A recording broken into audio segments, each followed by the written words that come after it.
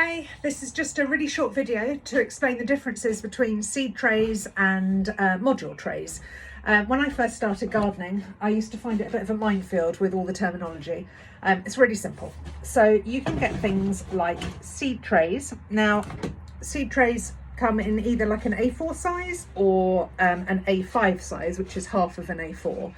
And generally they are a plastic tray with holes at the bottom.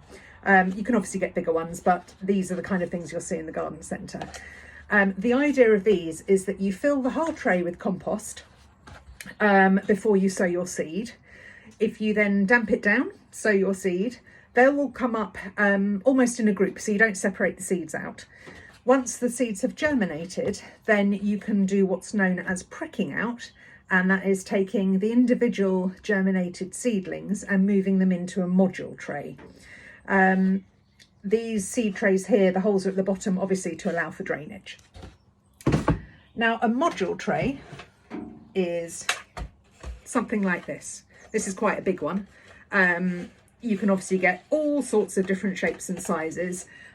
These ones here are a particular favourite of mine. They are A4 size, and you can get 60 little individual holes in these, and they have a hole at the bottom which, once your plant has grown up, you can poke your finger in and it pops the soil up from the bottom, so you don't have to disturb any roots or do any digging out from the top. So it's really easy to get your finger in and push the plant out from the bottom. So this is a 60 one, and I like them because you can put them into those these trays. You can put them into these and they're easy to carry around. Now, with the module trays, these ones, like I said, once you've sown your seed in a seed tray and they've all germinated together, you prick them out using a little, whatever you want to do. I'll do a little video on that nearer the time next year when we are actually pricking out live for you. So once you've pricked out your seedling, you can put each little seedling into one of these, so they then will grow up here before they're ready to be planted out into the garden.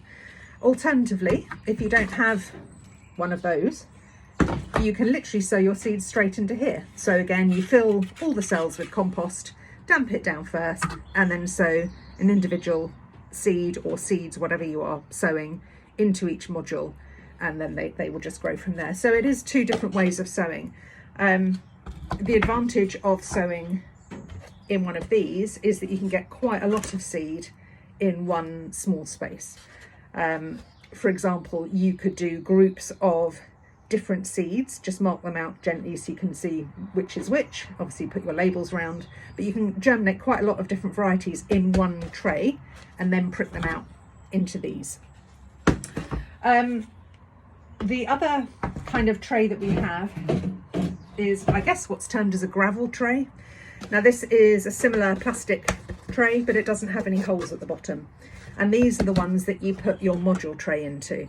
They're not really any good for sowing directly into because there's no drainage. But you would fill this one with your seeds or with your seedlings, pop that in there, like that. And then that makes it really easy to carry around, either inside the house, in a greenhouse, in the garden, whatever you're doing. So they're called a gravel tray. And again, these can be anything from A5 size, which is half of this, to, I don't know if I can show you this, hang on, to,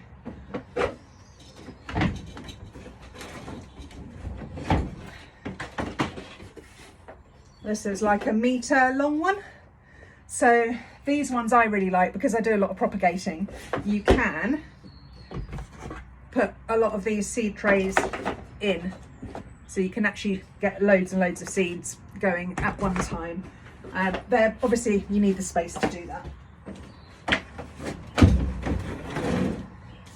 I hope that's helped. If you need to ask any questions, just DM me.